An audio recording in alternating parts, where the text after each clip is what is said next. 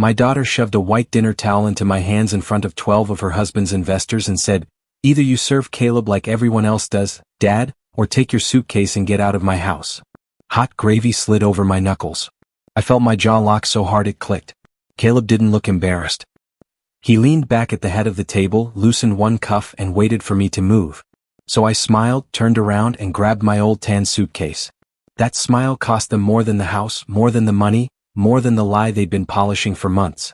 Because they still didn't know what I'd figured out from the missing mail, what was hidden in that suitcase, or who had called me 10 minutes before my daughter decided to humiliate me for an audience. If family has ever smiled while asking you to disappear, stay with me because what happened after I walked out made that dinner look gentle. The truth is, the towel wasn't the first warning. The first warning was the brass bell. 2 weeks earlier, I found it sitting on the kitchen island between a bowl of decorative lemons and a candle nobody was allowed to light. One of those hotel desk bells. Chrome top. Black base. Ridiculous little thing.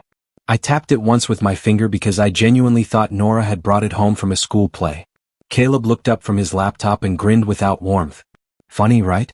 The caterer left it in a supply box. My daughter Erin laughed too quickly.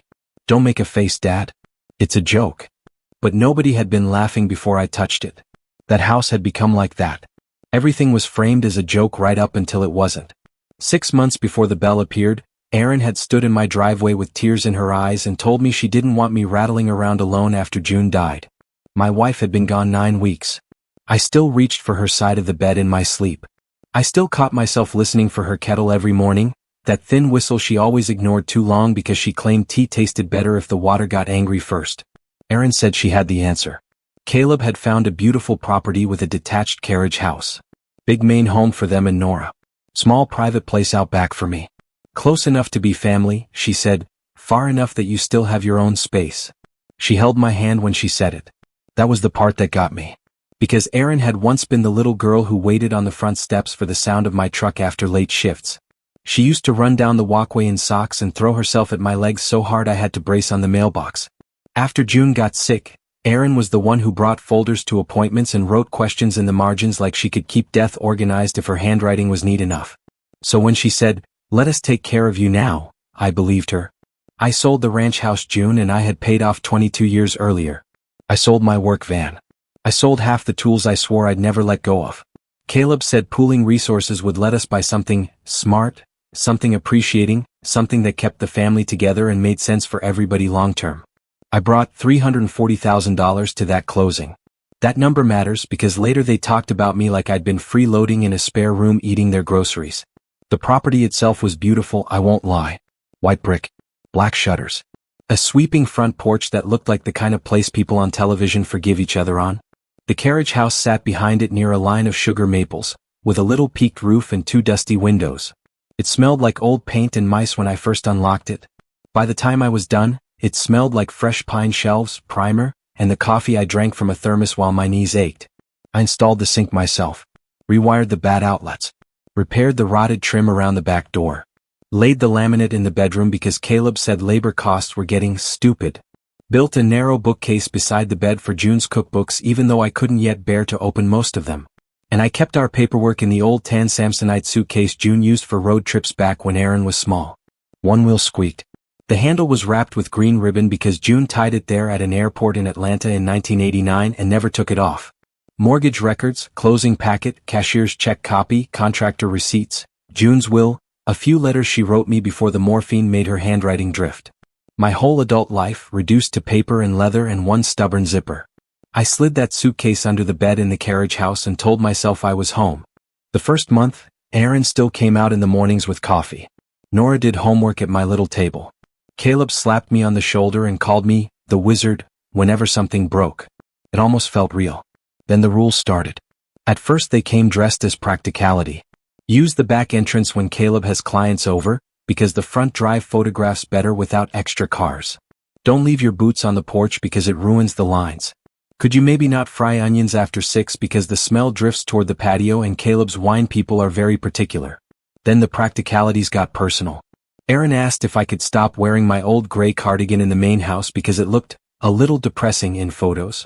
Caleb suggested I keep my recliner in the carriage house because it didn't fit the living room aesthetic. One afternoon I went looking for the framed picture of June holding newborn Aaron in a yellow blanket, the one I had left on the den shelf, and found it face down in a cabinet beside board games. When I asked Aaron about it, she crossed her arms and said, "Dad, you always assume everything is about you." I was decluttering. That should have been the moment I packed. It wasn't. Because Nora still came running when she heard my door. Because grief makes you negotiate with scraps. Because when people hurt you slowly, your mind keeps reaching backward for the version of them that loved you right. And because every now and then Aaron would do something that brought my daughter back for a second. She'd hand me a bowl of soup without asking. She'd tuck an extra blanket on the chair in my place when the nights got cold. She'd say, "You okay?" in the same voice June used when she caught me pretending I wasn't tired. Then Caleb would walk in and the room would change shape around him. He was one of those men who treated polish like character. Smooth beard. Expensive sneakers that never seemed to touch dirt. A voice built for restaurants where the lighting is too low and the food arrives on slate instead of plates.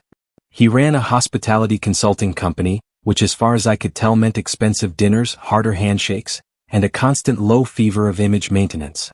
He hated anything that reminded the room I came from a world where things were fixed instead of replaced. He hated my taped reading glasses. He hated the scratch in my watch crystal. He hated that Nora liked my grilled cheese better than the chef's truffle nonsense he ordered to impress clients.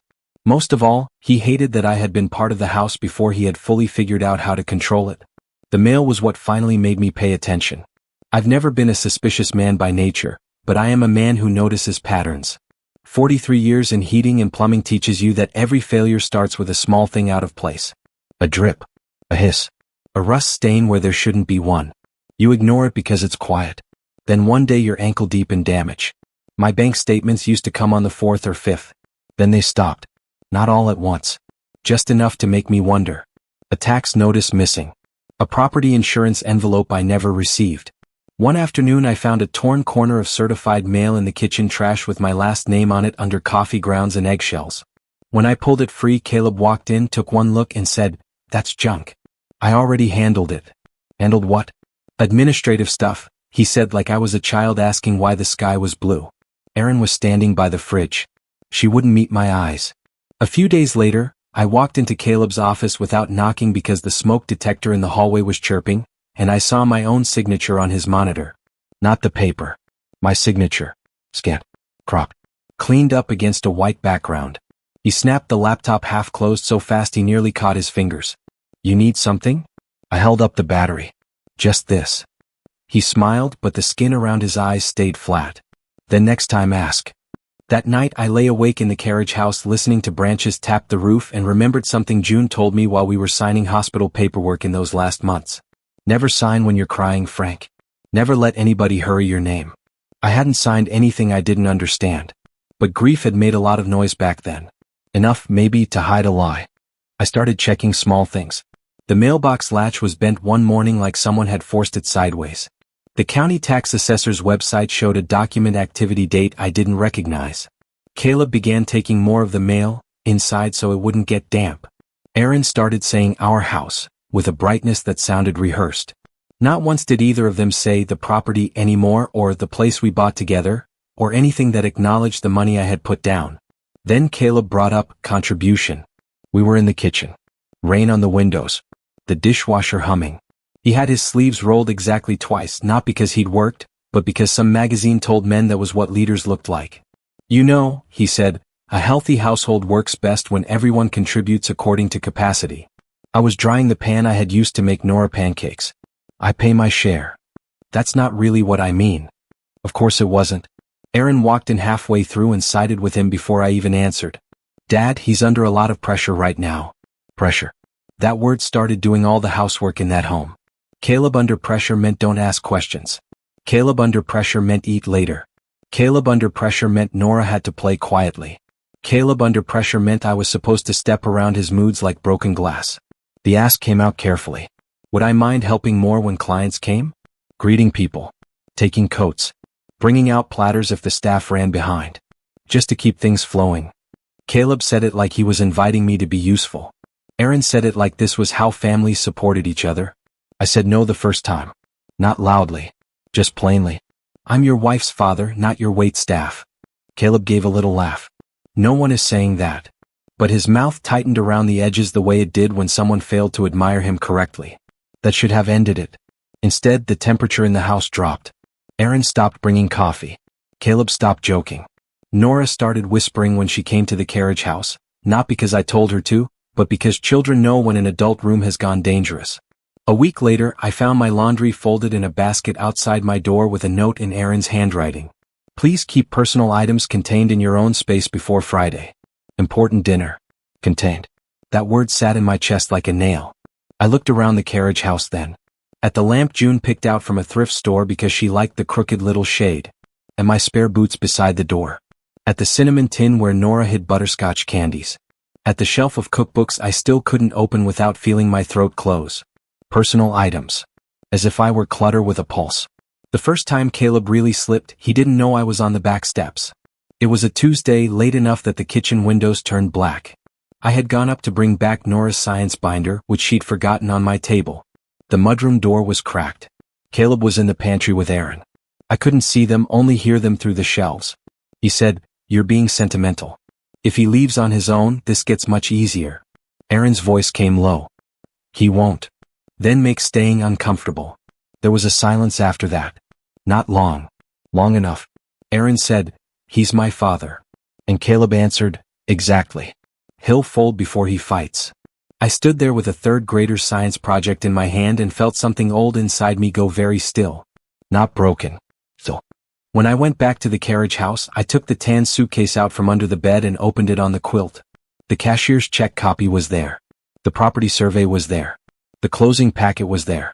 The operating agreement Caleb had told me was just standard purchase structure paperwork was there too. I read every page again. The property had been bought through an LLC Caleb set up because, according to him, it would protect all of us. At the time, I had believed that meant sensible legal shielding. Buried in the stack, behind the articles and tax documents, was the original manager designation. My sole managing member. I sat there a long time with that paper in my lap. I was tired. Grief tired. Itch tired. I wanted badly to be wrong. But I knew what Caleb had said in the pantry. I knew what I had seen on that laptop. And I knew nobody hides mail from a man they're dealing with honestly. Then came the phone call. The one 10 minutes before the dinner. It was just past 6. The carriage house smelled like cedar and the roast they had upstairs for Caleb's investor night. I was knotting my tie because Aaron had insisted, "Please Dad, just come over for the first part. It matters to Caleb." That alone should have told me what role she had already written for me. My phone buzzed with a number from the bank that held the property mortgage. I almost ignored it. A woman named Denise from Fraud Compliance asked in a careful voice whether I had authorized a change in management on the Hale Residential Group account and a pending collateral review for a commercial line of credit. I told her no. There was a pause, papers moving. Then she asked whether I was aware of a digitally submitted resolution naming Caleb Mercer acting manager. It took me a second to answer because all the blood had gone out of my hands. "No," I said. "I was never aware of that." She told me she could not discuss details over the phone until I verified in person, but because of an internal discrepancy, they were confirming before release. "Mr. Hale," she said, "if this is unauthorized, you should come in first thing tomorrow with identification and any original governing documents you have." Any original governing documents. I looked at the suitcase open on my bed and understood everything at once. The missing mail. The scanned signature. The pressure. The sudden push to make me either obedient or absent. Caleb was trying to use the property, the one I had paid for, repaired and legally controlled, as collateral for whatever mess he had built in his business. And to do that cleanly he needed me reduced, confused, quiet, or gone. I almost marched straight to the main house and dragged him off his own dining chair. I didn't. I zipped the suitcase, washed my face, put on my jacket, and walked into their dinner. I still remember the room down to the smell. Rosemary. Red wine. Lemon polish on the dining table. Candles reflected in the black-framed windows. Aaron in a cream dress that June would have said needed one less button. Caleb at the head of the table, one hand on a crystal glass, looking like he'd been born to be served by people whose names he never learned. There were 12 guests, maybe 13. Men in quarter zips. 2 women wearing gold that didn't move when they laughed. An older couple from the country club Caleb was desperate to impress. Everyone holding conversation 2 inches above sincerity. I was halfway through saying hello to Nora when Caleb glanced toward the kitchen and snapped his fingers at me. Snapped. I don't know if the room heard it. I did. Erin hurried over with that white dinner towel folded over her arm. Her smile was tight enough to crack. The server is running late, she whispered. Just help for tonight. No. Her eyes flashed, not with shame, but irritation. Dad, don't do this. Don't do what? Stand up. Caleb turned in his chair then, seeing the scene might become visible. Everything okay? Erin looked right at me and made her choice. She shoved the towel into my hands and said louder this time, either you serve Caleb like everyone else does, Dad, or take your suitcase and get out of my house. Not our house. Not the family house. My house, she said. To me. The guests went silent in that slick, embarrassed way rich people do when cruelty gets too obvious to ignore. I could have shouted. I could have told every person there the truth. I could have thrown the gravy boat into Caleb's lap. Instead I smiled. Not because it was funny. Because in that moment the pain cleared the fog. I set the towel on the island. I looked at Erin the way I had when she was young and lying badly about broken curfew. Then I said, all right. I'll leave with what's mine. Caleb frowned, not understanding. Erin went pale a second too late. I turned, walked through the mudroom, crossed the dark yard, and took the tan suitcase from beneath my bed. When I came back through the side path, Nora was standing by the back steps hugging her cardigan closed. Grandpa. I knelt as far as my knees would let me. This isn't your fault, I told her. Her little face pinched. Are you coming back? I looked at the main house, all those warm windows lit on the outside, wrought in the frame where most people couldn't see it yet. Yes, I said. Just not the way they think. I spent that night in a motel off Route 9 with a bedspread that smelled like bleach and old cigarettes. I slept 3 hours. At 8:15 the next morning, I was at the bank with the suitcase on my lap and enough paper to bury a lie. Denise was younger than I expected. Kind eyes. Fast hands. She photocopied everything, brought in a manager, and by 10 o'clock the account tied to the property had a fraud hold on it. Caleb's submitted management change was frozen, and I had a printed copy of the digital resolution he'd sent in with my forged signature pasted at the bottom. It was clean work, I'll give him that. Too clean. My real signature has a tremor in the H, ever since a wrist injury in 2004.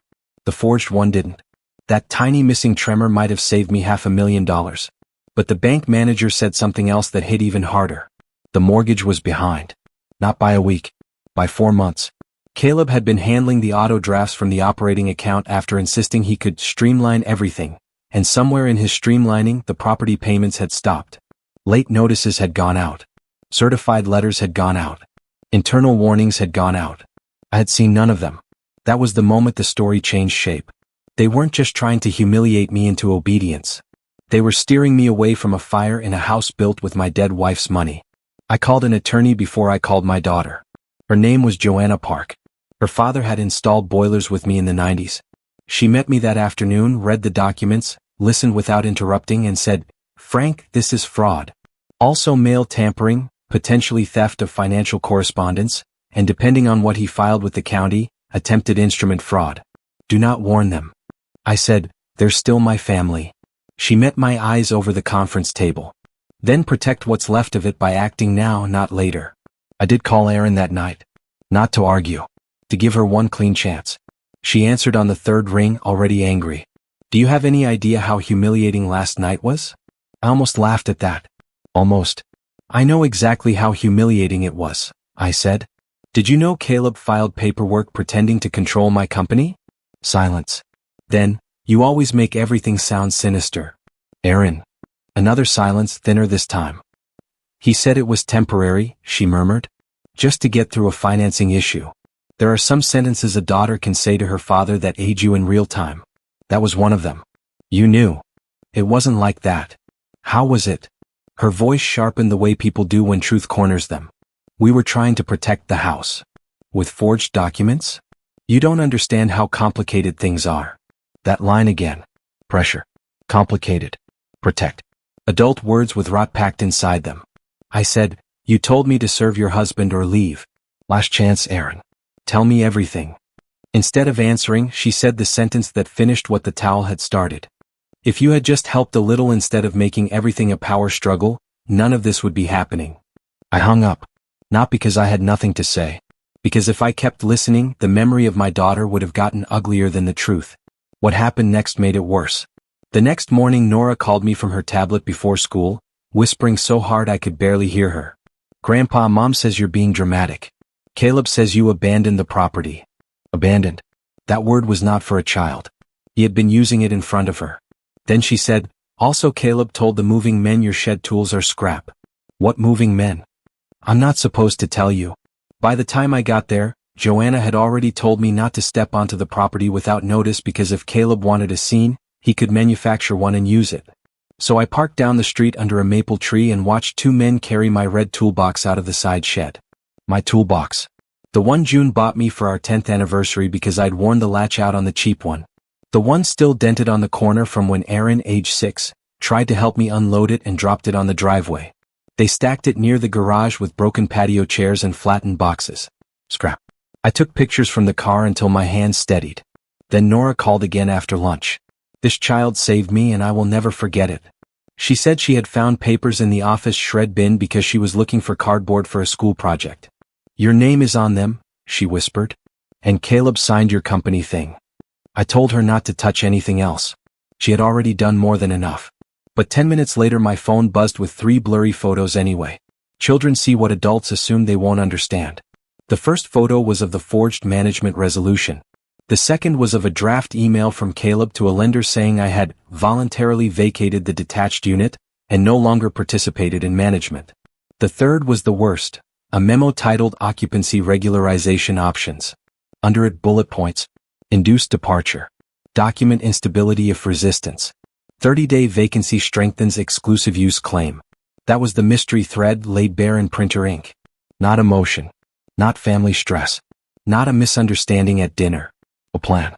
A plan to make staying intolerable, force me out, paint me unstable if I resisted, and then leverage my absence to take control of the asset. I sat in Joanna's office with those photos spread between us and felt something colder than anger settle in. Clarity. Joanna didn't waste a second. She filed emergency notices with the bank and county. She sent preservation letters regarding records and communications. She started an action to remove Caleb's access to any property-related accounts. She told me that if I wanted quiet leverage we had enough. I asked, what if I want the truth to land where they staged the lie? She understood immediately. 2 days later Caleb sent me a text. You've embarrassed Aaron enough. Sign the revised management form and we can put this behind us. Behind us? As if theft was a miscommunication and public humiliation was a scheduling issue.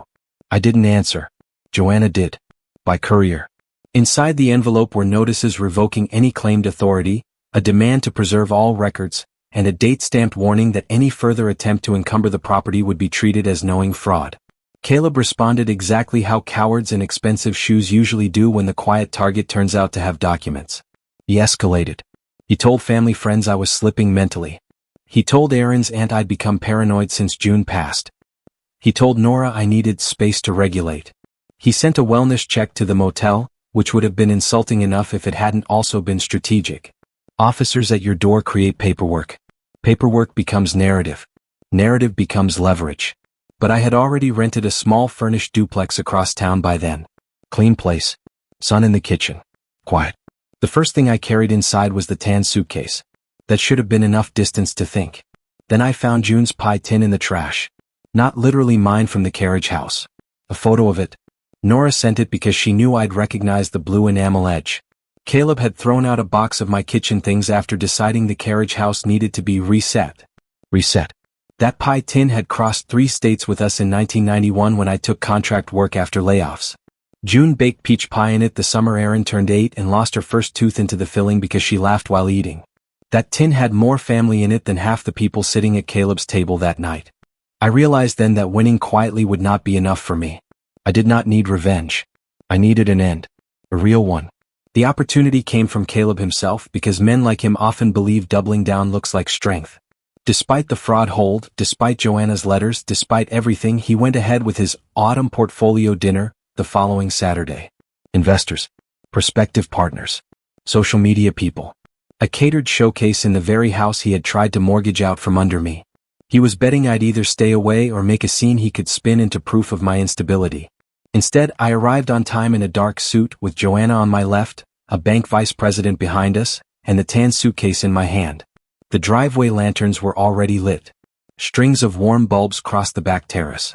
Through the windows I could see servers moving with trays and guests laughing around the island where my daughter had once made birthday cupcakes from a boxed mix and let Nora lick batter off the spoon.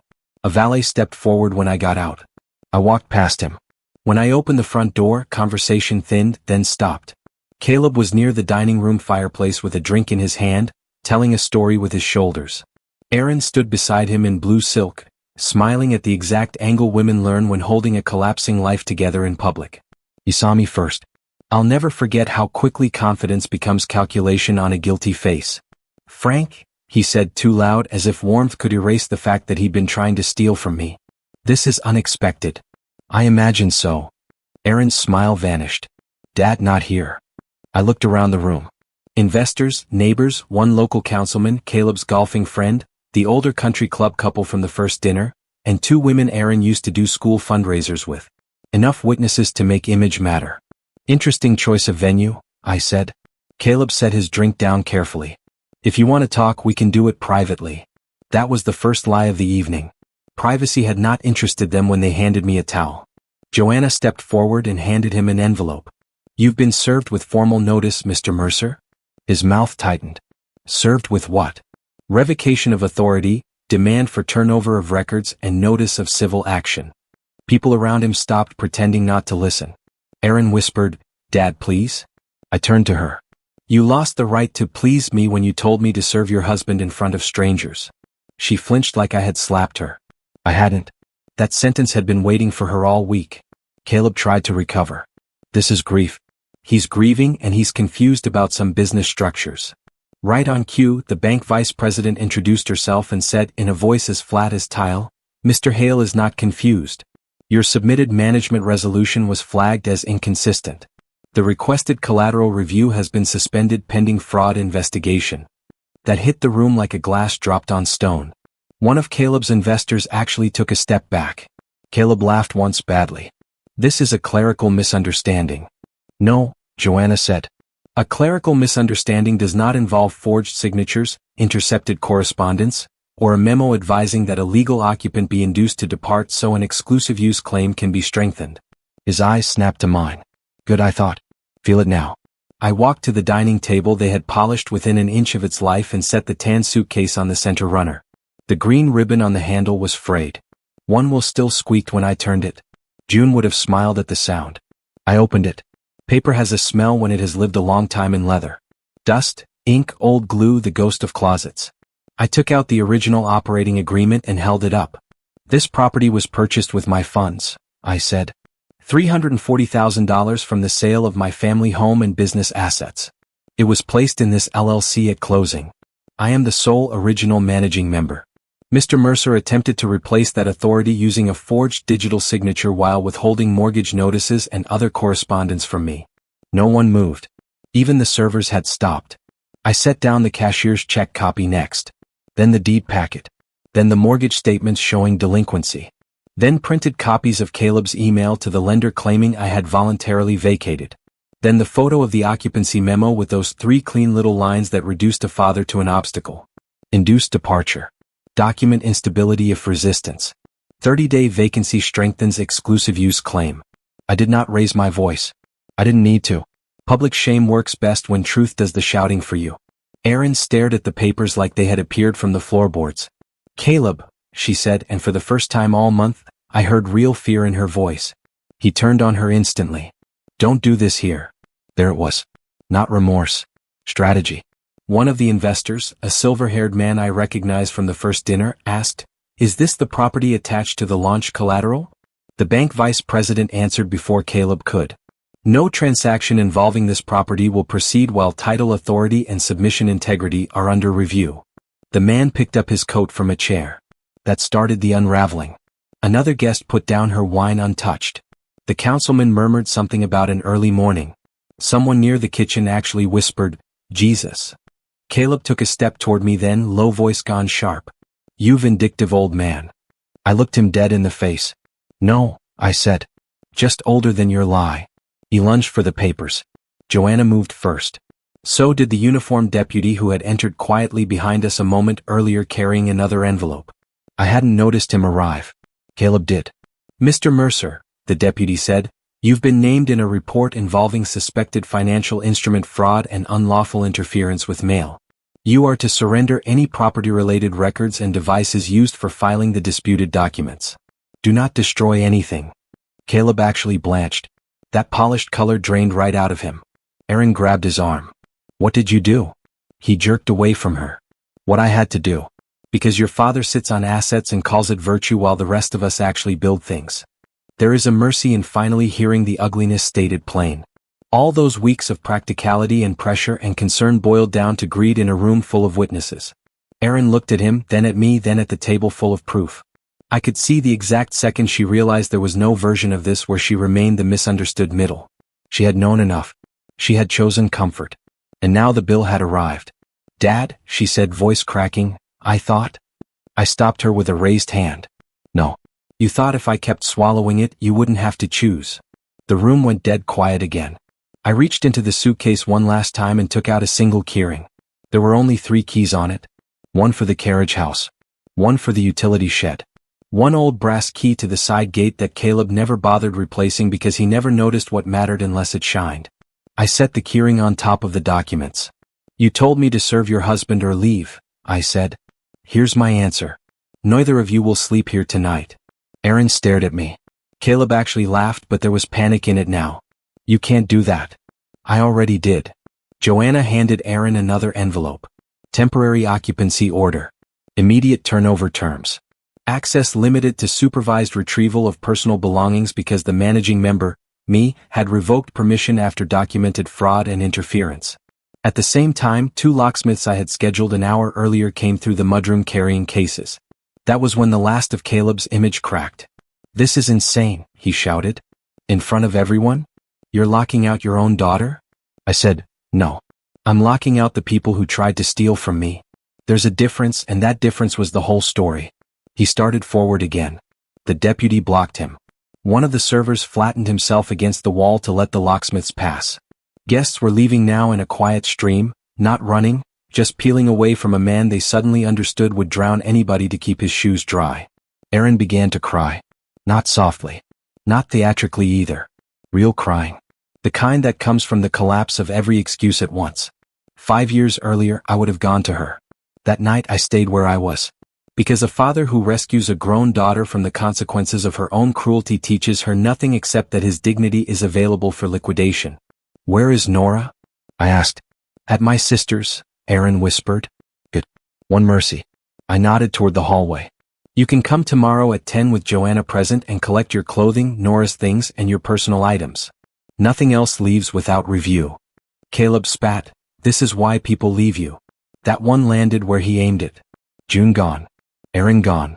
A lonely man in a room full of damage. But some insults only work if they're true. I picked up the suitcase, closed it, and said, no. This is why thieves do. Then I turned and walked out through the front door while the locksmiths changed the first code behind me. The aftermath wasn't tidy, but it was clean. Caleb's investors disappeared by Monday. The bank investigation widened. Joanna found evidence he had rerouted multiple notices and used screenshots of my signature lifted from older records. The county filing he had prepared never fully processed because of the management discrepancy, but the attempt was enough to bring real attention he could not charm away. Within 3 weeks, his consulting company lost its office lease. Within 6, formal charges were filed related to forged instrument submission and interference with mail. By Christmas, he was renting a furnished apartment over a dentist's office and calling mutual acquaintances vindictive, in the same breath he used to ask for references. Erin moved in with her sister first. She sent me messages I didn't answer. Then longer ones I read twice and still didn't answer. Then one rainy Tuesday in November she mailed me an actual letter. Paper. Blue ink. No excuses in the first paragraph. She wrote, I kept telling myself I was managing a difficult season. I was really managing around my own cowardice. That was the first honest thing she had given me in months. It did not erase anything. It did not buy immediate forgiveness. But it opened a door a crack. I saw Nora all through it. We started with Saturday breakfasts at my duplex. Just the 2 of us at first. She liked the little place because nothing in it was just for show. Chairs were for sitting. Blankets were for using. The pan I cooked eggs in had scratches. The windowsill held basil I forgot to water sometimes. She said it smelled like toast and wood and safe. Children know. By spring, Erin was in therapy and filing for divorce. I helped with Nora's school pickup twice a week, but I stopped paying for adult mistakes. No emergency wires. No quiet loan. No, just until things settle. Love without boundaries had nearly cost me everything. I had learned that lesson with paperwork and humiliation. I was not going to learn it twice. As for the property, I sold the main house the next summer. Not because I had to. Because I wanted the ghost of that performance out of my bones. I kept the carriage house for a while, considered moving it to another lot in my imagination the way old men sometimes think impossible thoughts. In the end, I sold the whole place to a family with loud boys and a grandmother who inspected the pantry like she intended to actually cook in it. Good. Let the walls hear better, people. I bought a smaller one-story place near the river with a porch just big enough for 2 chairs and a clay pot of rosemary. Nora painted a birdhouse for the yard. Erin comes by sometimes now, usually without makeup, usually on time, which tells you more about humility than tears ever could. We are not what we were. I don't know that we ever will be. But she has stopped asking me to make her feel innocent. That helps. Sometimes, when the light goes gold in the kitchen and the kettle starts its thin, impatient whistle, I think about the exact second my daughter pressed that towel into my hands. The shock of it. The heat on my skin. The way a room full of strangers waited to see whether I would disappear to keep things comfortable. I'm glad I didn't. I'm glad I stood there long enough to see the lie hole. These days the old tan suitcase sits in my hall closet with the green ribbon still tied around the handle. Inside are the deed copies, June's letters, and one hotel-style dinner towel I took from that house on my way out, folded small at the bottom like a receipt. Not for what they did to me. For what I refused to become.